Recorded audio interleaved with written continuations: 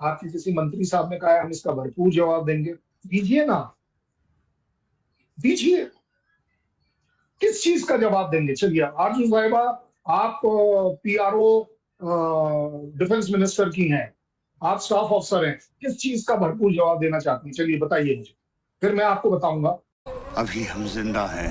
उन्होंने, आपने जो पढ़ा, ख्वाजा साहब ने जो पढ़ा, ये तो आपने पढ़ लिया कि ऑपरेशन सिंदूर 2.0 जारी रहेगा, ये तो पढ़ लिया। उससे पहले वाली लाइन नहीं पढ़ी जानबूझकर, और उसके बाद वाली लाइन नहीं पढ़ी जानबूझकर।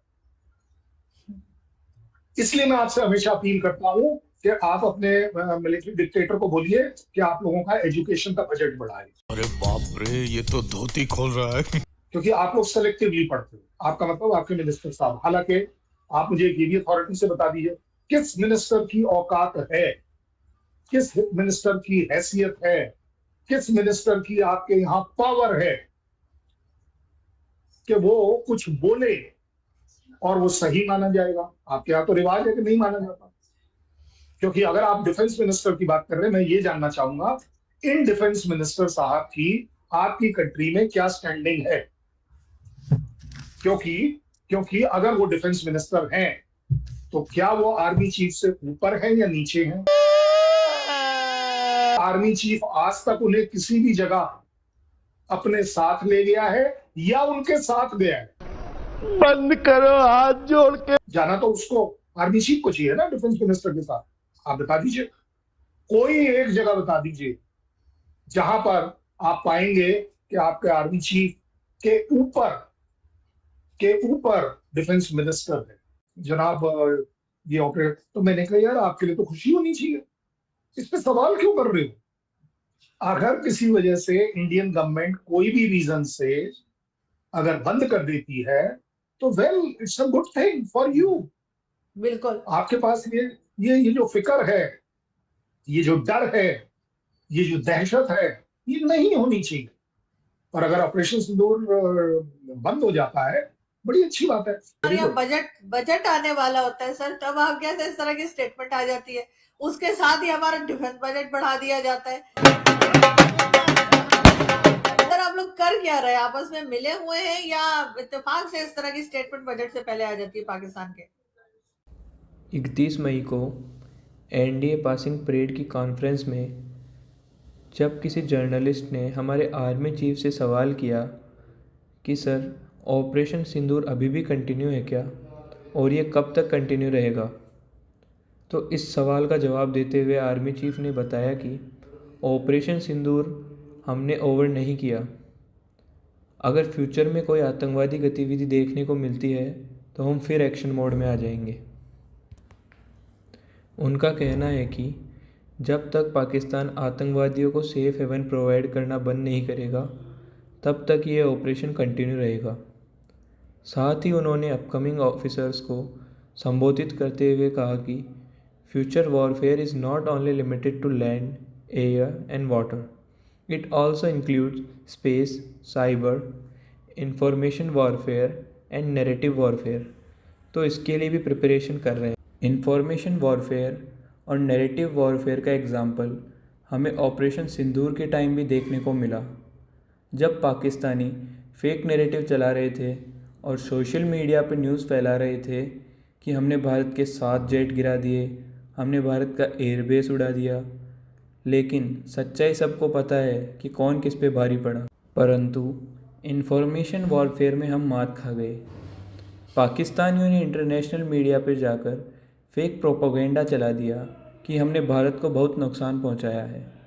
इंटरनेशनल मीडिया ने भी ये न्यूज़ चला दी कि भारत को बहुत नुकसान पहुंचा है बिना किसी फैक्ट को चेक किए। बाद में भारत ने क्लेरिफाई किया इस इंसिडेंट को। इसी चीज़ में तो हम पीछे हैं। अभी पाकिस्तान के डिफेंस मिनिस्टर ख्वाजा आसिफ का हमारे आर्मी चीफ के स्टेटमेंट पर रिएक्शन आए हैं कि हम भी तैयार हैं और हमें भी पता है कि पाकिस्तान कितना पानी में है।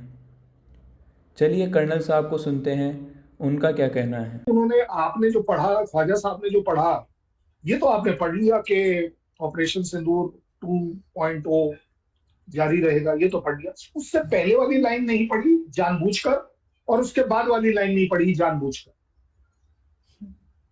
इसलिए मैं आपसे हमेशा अपील करता हूं कि आप अपने मिलिट्री डिक्टेटर को बोलिए कि आप लोगों का एजुकेशन का बजट बढ़ाए, क्योंकि आप लोग सेलेक्टिवली पढ़ते हो। आपका मतलब आपके मिनिस्टर साहब, हालांकि आप मुझे ये भी अथॉरिटी से बता दीजिए किस मिनिस्टर की औकात है, किस मिनिस्टर की हैसियत है, किस मिनिस्टर की आपके यहां पावर है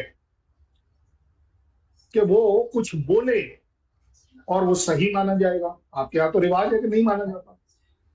क्योंकि अगर आप डिफेंस मिनिस्टर की बात कर रहे हैं, मैं ये जानना चाहूंगा इन डिफेंस मिनिस्टर साहब की आपकी कंट्री में क्या स्टैंडिंग है। क्योंकि अगर वो डिफेंस मिनिस्टर हैं तो क्या वो आर्मी चीफ से ऊपर है या नीचे हैं? क्या आर्मी चीफ आज तक उन्हें किसी भी जगह अपने साथ ले गया है या उनके साथ गया है? जाना तो उसको आर्मी चीफ को चाहिए ना डिफेंस मिनिस्टर के साथ। आप बता दीजिए, कोई एक जगह बता दीजिए जहां पर आप पाएंगे कि आपके आर्मी चीफ के ऊपर डिफेंस मिनिस्टर है। नहीं, मैं नहीं बोल रही, मैं एक बात पूछ रही हूँ आपसे कि पाकिस्तान की स्टेट तो हर बार मना कर देती हो, कहते नहीं जी हमने नहीं किया, ये तो नॉन स्टेट एक्टर है। तो सर क्या नॉन स्टेट एक्टर को कंट्रोल करना स्टेट की रिस्पॉन्सिबिलिटी नहीं होती? ठीक है भाई, तो फिर आप एक बात बता दीजिए, फिर टीटीपी को कंट्रोल करने की भी किसकी होनी चाहिए, फिर बलूच को भी किसकी होनी चाहिए, फिर ओसामा बिन लादेन की भी किसकी होनी चाहिए? अगर नॉन स्टेट एक्टर की जिम्मेवारी आपकी नहीं है और ओसामा बिन लादेन को आपके यहाँ मारा जा सकता है, well then I also have a right, क्योंकि आपकी रिस्पॉन्सिबिलिटी नहीं। आरजू साहब ऐसे नहीं होता है।